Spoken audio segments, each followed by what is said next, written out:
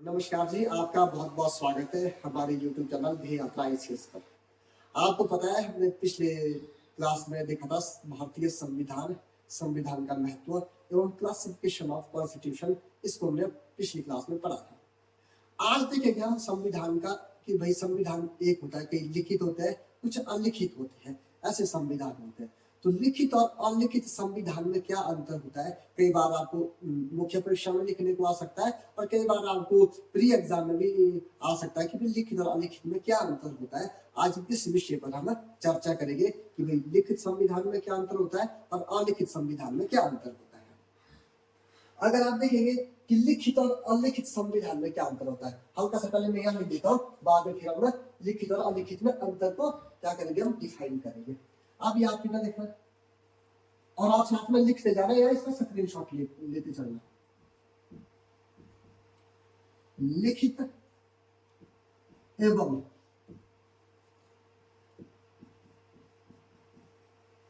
अलिखित संविधान में क्या अंतर होता है? मात्रात्मक अंतर होता है, बिल्कुल कम अंतर होता है। कैसा? मात्रात्मक अंतर। मात्रात्मक अंतर होता है। कैसा अंतर होता है? मात्रात्मक अंतर होता है, बिल्कुल कम होता है। ऐसा नहीं होता है कि भाई अगर कोई लिखित संविधान है तो जो राइटिंग में जो कॉन्स्टिट्यूशन है उसमें ऐसा नहीं होता कि उसमें सारी बातें लिखी हुई होती है। उसमें कुछ अंश ऐसा जरूर होगा जो कैसा होगा, अलिखित होगा, जो कैसा नहीं होगा, जो राइटिंग में नहीं होगा। कुछ अंश ऐसा होगा किसमें? जो लिखित संविधान होगा। तो लिखित संविधान का यह मतलब बिल्कुल भी नहीं है कि लिखित अगर कॉन्स्टिट्यूशन है तो पूरी तरह से कैसा होगा, लिखित होगा, उसमें अलिखित के अंश नहीं होंगे, ऐसा बिल्कुल भी नहीं होगा। उसमें अलिखित के अंश होंगे लेकिन कम मात्रा में होंगे। जो लिखित संविधान होगा उसमें क्या होता है, उसमें अलिखित के जो अंश है वो कम होंगे, लेकिन ऐसा नहीं कि वो बिल्कुल लिखित ही होगा। पहली बात क्लियर। दूसरी बात आती है अलिखित संविधान में। जो दूसरा है अलिखित संविधान, पहला कौन सा था? लिखित।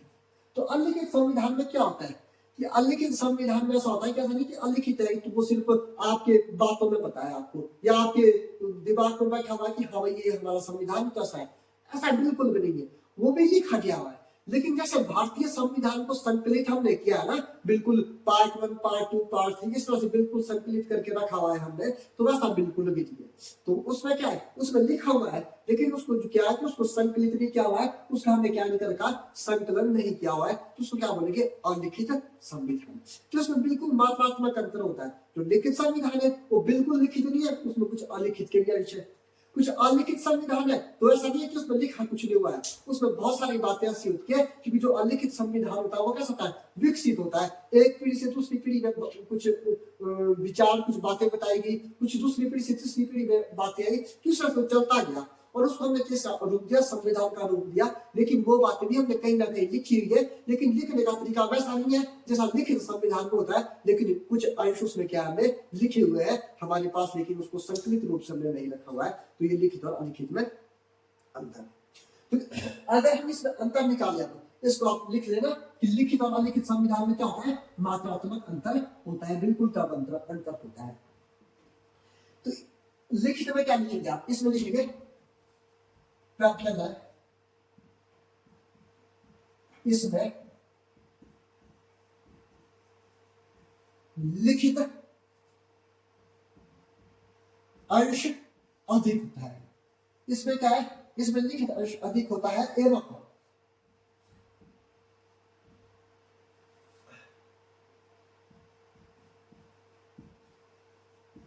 अलिखित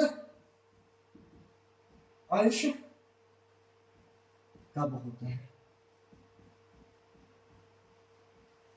तो क्या समझा आप लिखित संविधान में? पहली बात कि इसमें लिखित अंश जो वो अधिक है, लेकिन जो अलिखित अंश है वो भी है, कुछ बातें ऐसी जो लिखी नहीं हुई है, लेकिन वो भी तो हमारे संविधान का ही भाग है, संविधान का हिस्सा है, संविधान की तरह इसको हम फॉलो करते हैं। तो वो क्या है, अलिखित अंश इसमें कम होता है। अब जो अलिखित संविधान है तो अलिखित संविधान में क्या लिखेंगे आप? इसमें अलिखित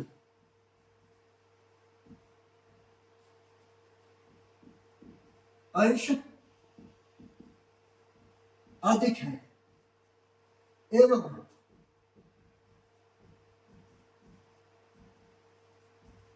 लिखित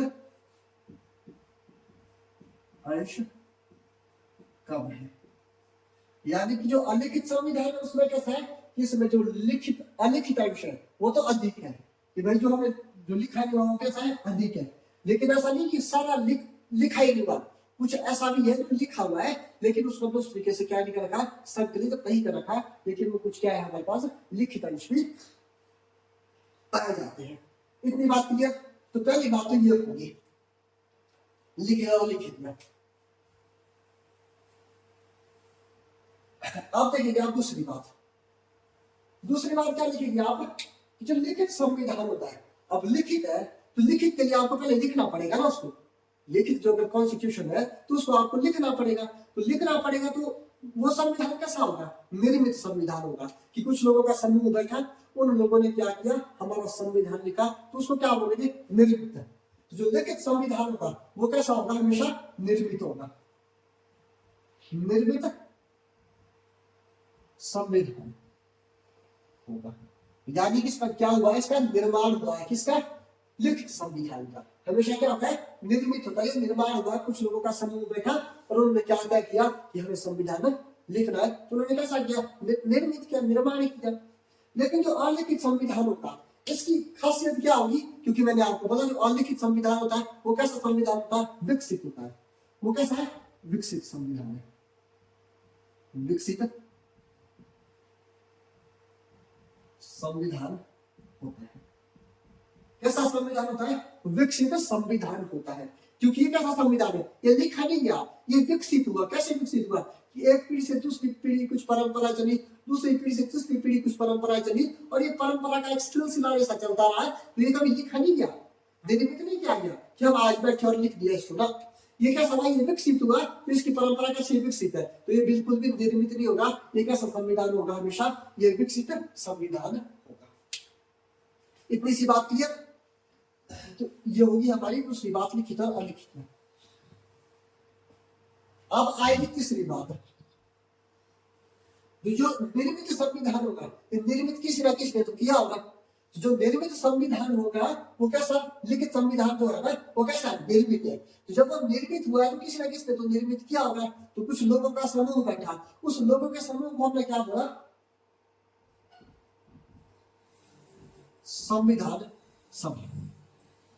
तो जहां पे निर्मित संविधान होगा, जहां पे लिखित संविधान होगा, तो वहां पे ये बात डन है कि वहां पे क्या होगा, एक संविधान होगा, यानी कि लोगों का समूह होगा, लोगों का समूह जिन्होंने उसको क्या किया है, निर्मित किया है। लेकिन जो विकसित संविधान होगा, जो अलिखित संविधान होगा, सीधी सी बात है, उसका किसी ने निर्माण किया नहीं हुआ, वो विकसित होकर आया हुआ है। एक परंपरा से दूसरी परंपरा चलती गई, एक पीढ़ी से दूसरी पीढ़ी ने उसको बना और लास्ट में उसको संविधान का रूप दे दिया। तो वो कैसा संविधान है, विकसित है। तो विकसित संविधान के लिए संविधान सभा होगी कभी नहीं, लोगों का समूह होगा नहीं। तो आपने लिखा है यहाँ पर संविधान सभा नहीं पाई जाती है, यहाँ पे संविधान सभा नहीं पाई जाती है। इतनी सी बात क्लियर। अब चौथी बात क्या निकल के आएगी इसमें, अगर हम चौथी बात पे आएंगे तो चौथी बात क्या निकल के आएगी कि जो संविधान निर्मित संविधान है, जिसका निर्माण हुआ है और उसको संविधान सभा ने बनाया हुआ है, कुछ लोगों का समूह बैठा उसको बनाने के लिए, तो संविधान कैसा होगा, उस संविधान का भी ना कभी क्या हुआ होगा, अधिनियमित हुआ होगा, उसको लागू जरूर किया गया होगा। तो एक ऐसी तिथि जरूर होगी, एक ऐसा दिनांक जरूर होगा जिस दिन वो संविधान क्या हुआ होगा, अधिनियमित हुआ होगा या आपका लागू हुआ होगा। तो ऐसे दिनांक जरूर रहती है। तो यहाँ लिखिए आप, ऐसा संविधान हमेशा अधिनियमित होता है। और क्या लिखेंगे, इसके लागू होने की तिथि भी होती है।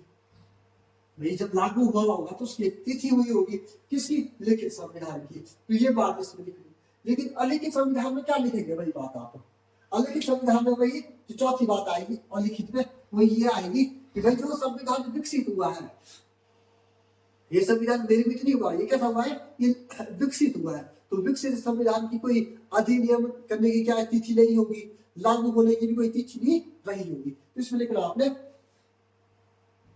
इस संविधान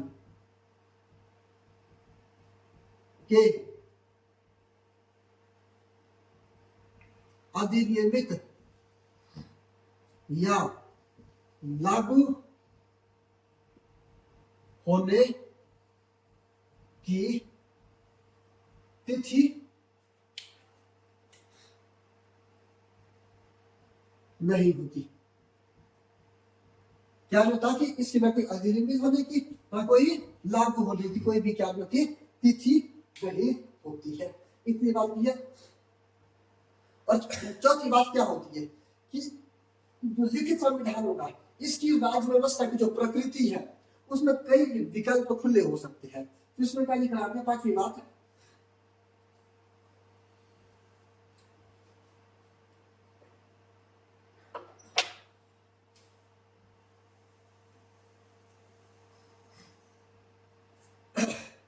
पांचवी बात लिखनी आपने इसमें ये कि जो इसकी इस संविधान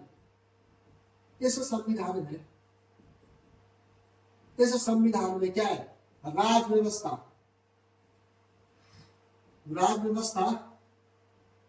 के कई विकल्प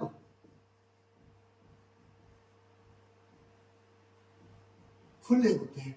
क्या होता है, कई विकल्प खुले होते हैं। जैसे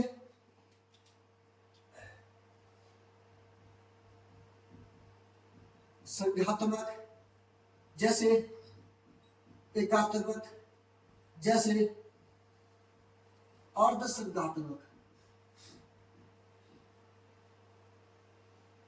अब जो लिखित संविधान होगा उसमें क्या होगा, हमेशा उसमें उस देश की राज व्यवस्था कैसी होगी, जिस देश में लिखित संविधान होगा उस देश की राज व्यवस्था कैसी होगी, वहां पे किस तरह से राज व्यवस्था चलेगी, कोई भी विकल्प अपना सकते हैं वो। क्यों, क्योंकि उन्होंने लिखना है ना, लिखेंगे तो अपने तरीके से चीजों को मैनेज करेंगे कि भाई हमने वहां कैसे रखनी राज्य व्यवस्था, संघात्मक रखनी। संघात्मक यानी कि वो शासन जो व्यवस्था होगी उसके कई रूप होंगे शासन करने के। जैसे भारत में एक केंद्र सरकार है, एक राज्य सरकार है और नीचे स्थानीय सरकार है, उसको बोलते हैं संघात्मक।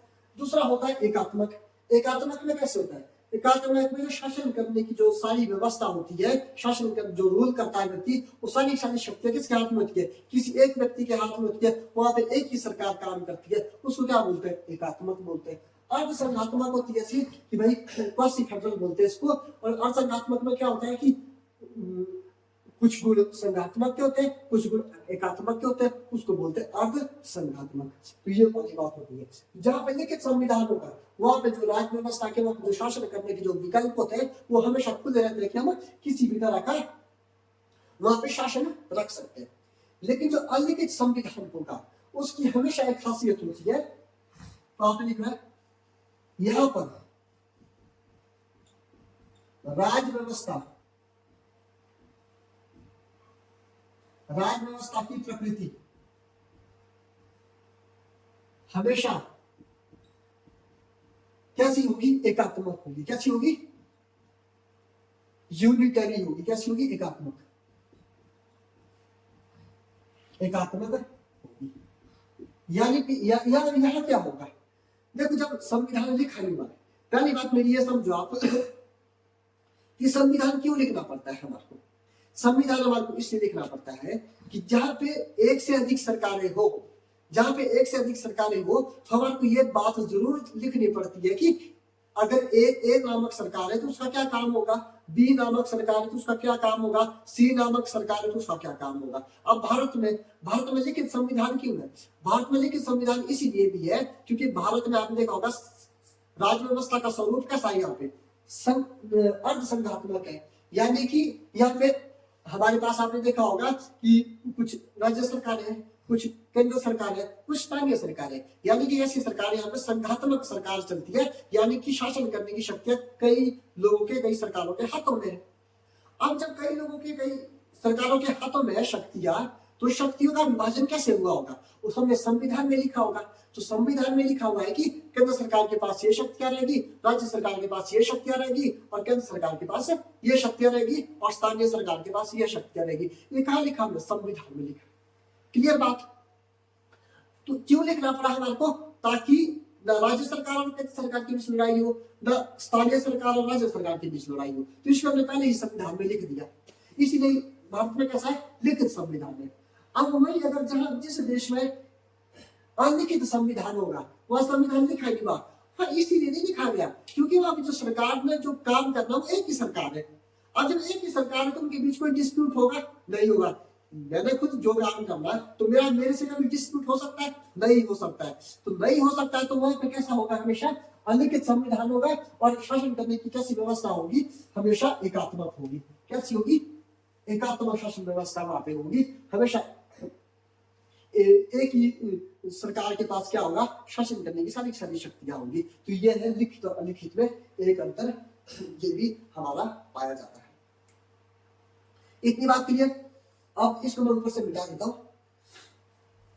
वैसे थोड़ा सा मिटा देता हूं इसको, 2-4 पॉइंट और बचे हैं हमारे।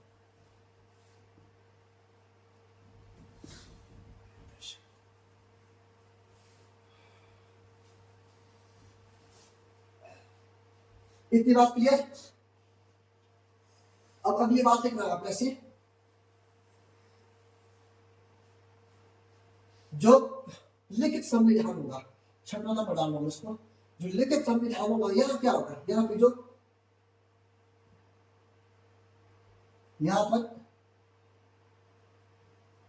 न्यायपालिका यानी कि जुडिशरी,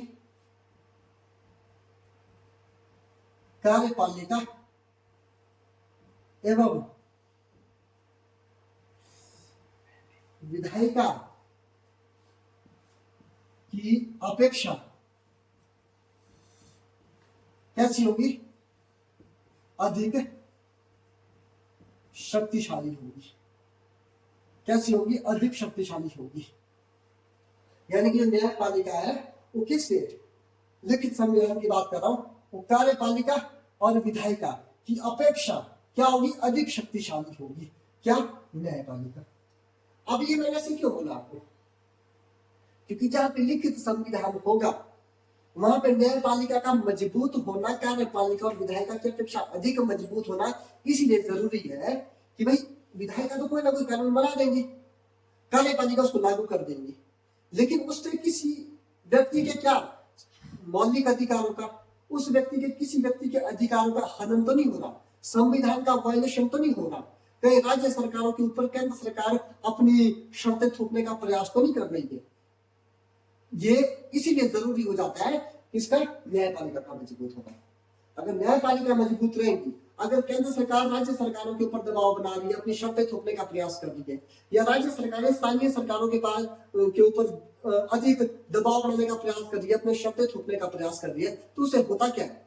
तो उसे यह होगा कि हम कहा जा सकते हैं न्यायपालिका के पास, जुडिशरी के पास जा सकते हैं। क्यों? ताकि हमारे को न्याय मिले। तो इसीलिए मैंने लिखा है यहाँ पे कि जो लिखित संविधान होगा, लिखित संविधान की विशेषता यह होती है कि यहाँ पे न्यायपालिका मजबूत होती है। किसकी अपेक्षा? कार्यपालिका और विधायिका की अपेक्षा। लेकिन ऐसा भी नहीं था कि सिर्फ न्यायपालिका बहुत मजबूत होती है, कार्यपालिका और विधायिका मजबूत नहीं होती है। कई बार आपने देखा होगा कि अगर न्यायालय भी कोई अवमानना करता है, न्यायालय भी संविधान के विपरीत चलता है, तो आपने देखा होगा जो न्यायालय के अंदर जज बैठे होते हैं उनके खिलाफ भी हम क्या कर सकते हैं? उनके खिलाफ भी हम इम्पीचमेंट, हम कहाँ पे? संसद के अंदर क्या कर सकते हैं? महाभियोग। हालांकि महाभियोग शब्द प्रयोग नहीं होता है, लेकिन महाभियोग जैसी प्रक्रिया यानी कि इम्पीचमेंट बोलेंगे इंग्लिश में, इम्पीचमेंट जैसी प्रक्रिया हम क्या कर सकते हैं? उन जजों के खिलाफ ला सकते हैं। लेकिन कुल मिलाकर कहने का मतलब यह है कि विधायक और कार्यपालिका राज्य सरकार और स्थानीय सरकारों के ऊपर अपना जोर और अपनी शर्तें न थोपने का प्रयास करे, इसीलिए लिखित संविधान में हमेशा न्यायपालिका को मजबूत रखा जाता है, मजबूत स्थिति में रखा जाता है। इतनी बात क्लियर? अब इसके विपरीत अलिखित संविधान होगा। तो अलिखित संविधान में क्या होगा? तो आपने यहां लिखना है, इसमें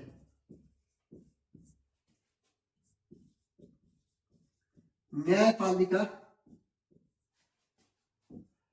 को कैसी होती है, कम शक्तियां होती है, कम शक्तियां होती है। तो यह किसको अधिक शक्तियां होती है, यह हमेशा विधायिका, लेजिस्लेचर होता है हमारा विधायिका, विधायिका को अधिक शक्ति होती है। देखो मैंने पहले बोला था आपको, जब तक आपको कॉन्सेप्ट समझ जाएगा तब तक आपको कोई भी चीज समझ नहीं आने वाली है। अब यहाँ पे न्यायपालिका क्यों मजबूत नहीं होती है, ये अनुमान लगा सकते हैं आपको पता क्यों नहीं होती है, क्योंकि यहाँ पर संविधान के साथ अलिखित है, शासन करने की प्रकृति कैसी एक ही व्यक्ति के पास है। जब शासन करने की एक ही व्यक्ति के पास पावर है तो दूसरा व्यक्ति तो जा ही नहीं सकता न्याय देने, क्यों नहीं जा सकता, क्योंकि दूसरे व्यक्ति के पास शासन करने की शक्ति नहीं है, एक ही व्यक्ति के पास है, यानी किसके पास है, जो विधायिका होती है यहाँ की, विधायिका के पास ही कानून जो विधायिका बनाएगी वो पास है। क्यों, क्योंकि भाई जब राज्य सरकारें नहीं होगी, स्थानीय सरकारें नहीं होगी, सरकार का एक ही स्वरूप होगा, यानी कि एक ही सरकार होगी, वो जिस मर्जी तरह का कानून बनाएगी उस कानून को कौन चैलेंज करेगा, कोई करेगा नहीं करेगा। तो इसलिए यहाँ पर न्यायपालिका को मजबूती से नहीं बनाया गया है। तो न्यायपालिका अगर मजबूत होगी तो क्या करेगी, मजबूत होती है अगर न्यायपालिका तो क्या होता, कुछ होता नहीं होता। क्यों नहीं होता, क्योंकि भैया यहाँ पे जब शासन करने की जो प्रकृति है वो एक ही सरकार के पास है, दूसरी कोई सरकार नहीं है, तो एक सरकार और दूसरी सरकार के बीच अब डिस्प्यूट होगा ही नहीं, तो न्यायपालिका मजबूत होकर क्या काम करेगी।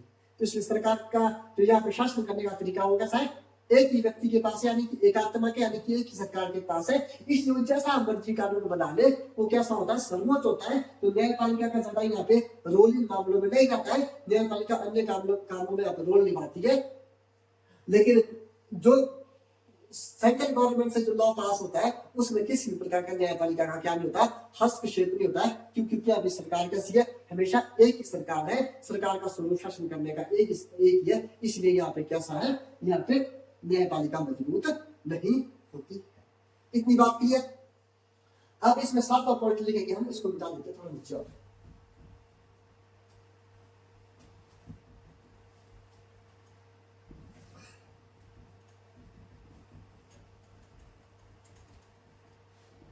अब आगे लिखेंगे हम 7वां पॉइंट, 7th पॉइंट। अब इसमें लिखेंगे हम जो लिखित संविधान होगा, इसमें संशोधन की प्रक्रिया, संशोधन की प्रक्रिया, प्रक्रिया के कई विकल्प होते हैं, कई विकल्प होते हैं।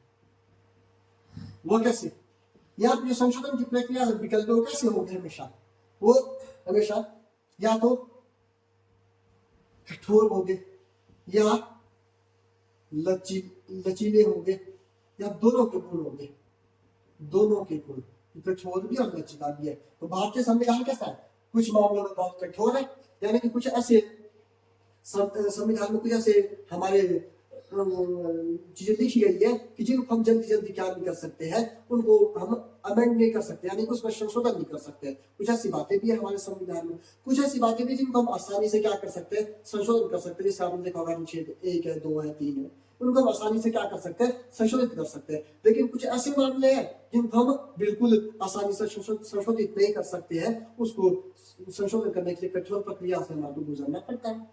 तो ऐसा कृषि भारत में कैसे दोनों प्रकार के गुण है, ठीक है। जो लिखित संविधान होगा वहां पे कठोर भी हो सकता है वहां का संविधान, वहां का लचीला भी हो सकता है, वहां दोनों गुण वाला भी हो सकता है। लेकिन अलिखित संविधान में हमेशा आपको याद रखना, अलिखित संविधान हमेशा कैसा होगा, लचीला होगा। क्यों, क्योंकि वो परंपरा है, वो ट्रेडिशन है। उसमें अगर कुछ आपने बदलना है कि आपको लगता है कि हम सुबह सो के 9 बजे उठते हैं, ऐसी हमारी एक परंपरा है, हम उसको 10 बजे कर देंगे, बिल्कुल आसानी से वहां पे होता है। तो वहां पे क्या होगा, तो आपने लिखा है संशोधन की प्रक्रिया हमेशा कैसी होगी, लचीली होगी, फ्लेक्सिबल होगी, हमेशा आसानी से आप उस पर क्या कर सकते हैं, संशोधन कर सकते हैं। लेकिन हमेशा संविधान में होगा वहां कठोर, लचीला या दोनों भी हो सकता है। तो जब आपको मिलाने को आए तो हमें हर चीजों को समझते चलना है कि वहां पे किस तरह की चीजें होगी। इतनी बात क्लियर। तो हम ये देखते हैं कि हमारे पास कुछ उदाहरण तो होने चाहिए कि भाई कहाँ का संविधान कैसा है। अगर मैं अलिखित संविधान की बात करूं तो उदाहरण के लिए मैं लिखूं अलिखित संविधान में, तो क्या क्या एग्जाम्पल होंगे हमारे पास। सबसे बड़ा एग्जाम्पल क्या होगा? ब्रिटेन का। कैसा होगा? ब्रिटेन का। ब्रिटेन में कैसा है? अलिखित संविधान है। कैसा है? अलिखित संविधान है। कहां पे? ब्रिटेन में। अब ब्रिटेन का क्या है कि ब्रिटेन में 15 जून की शायद बात है, 15 जून 1215 में हम जो बोलते हैं ना कि भाई जो सबसे पहले अधिकार किसी विश्व में कहीं मिले, किसी देश में अधिकार मिले, फंडामेंटल राइट मिले किसी देश में, तो वो कहाँ मिले? वो ब्रिटेन में मिले। ब्रिटेन का एक राजा था, उनका नाम था किंग जॉन। तो किंग जॉन ने क्या किया कि वो बहुत ज्यादा शोषित राजा हुआ, किंग हुआ। तो वहां पे जो सामंत होते थे, उन सामंतों के ऊपर उसने क्या किया? बहुत बड़ा शोषण वो उनका करता था। अब धीरे धीरे क्या हुआ कि उन सामंतों ने राजा के खिलाफ क्या कर दिया? आंदोलन कर दिया। जब राजा के खिलाफ आंदोलन किया तो राजा ने क्या किया कि कुछ उन लोगों को अधिकार दिए। तो ये पहली घटना थी कि जब विश्व में क्या हुआ, जब विश्व में किसी राजा ने अपनी प्रजा को क्या दियो? अधिकार दियो। तो वो कब की बात है? वो है हमारे पास 15 जून में, 15 जून 1215। ये विश्व की पहली घटना है किसी देश में जब अपनी प्रजा को क्या दिए? अधिकार दिए। तो इसने क्या दिए? कुछ अधिकार दिए, उसको क्या बोला गया? मैग्ना कार्टा का मतलब होता है महाअधिकार पत्र। महाअधिकार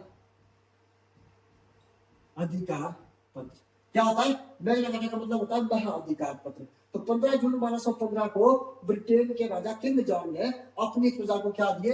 कुछ अधिकार दिए, उसको बोलते हैं मैग्ना कार्टा, यानी कि महाअधिकार पत्र। एक बात क्लियर? तो एक उदाहरण हमारे पास ब्रिटेन। दूसरा उदाहरण देखिए यहाँ तो है हमारे पास सऊदी अरब। सऊदी अरब में भी कैसा है हमारे पास? अलिखित संविधान। न्यूजीलैंड देखेंगे हम। तीसरा कौन सा है? न्यूजीलैंड है।